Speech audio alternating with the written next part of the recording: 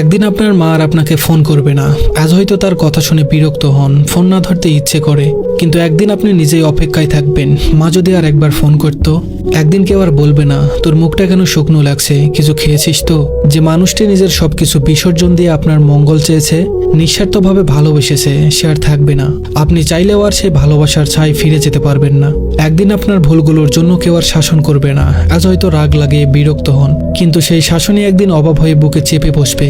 একদিন যে ঘরে ঢুকলেই মা আপনার পছন্দের খাবার নিয়ে হাসি মুখে অপেক্ষা করতেন, সেই ঘরটি শুষণ পড়ে থাকবে। সেখানে খাবার থাকবে, রান্নার গন্ধ থাকবে, কিন্তু যে ভালোবাসা সবকিছুকে প্রাণ দিত, সেটি আর থাকবে না।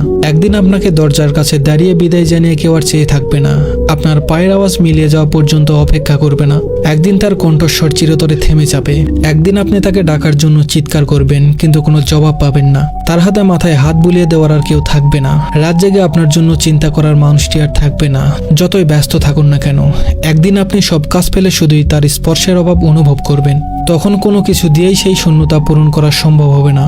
সময় খুব নিষ্ঠুর, এটি থেমে থাকে না, কাউকে ফেরত পাওয়ার সুযোগ দেয় না। একদিন শুধু স্মৃতির মধ্যে তাকে খুঁজতে হবে, তার পুরনো গলার স্বর রেকর্ডে শোনার চেষ্টা করতে হবে, পুরনো ছবিগুলো হাতে নিয়ে বোবা কান্না করতে হবে, কিন্তু কিছুই আর ফিরবে না, কেউ আর ফিরে আসবে না।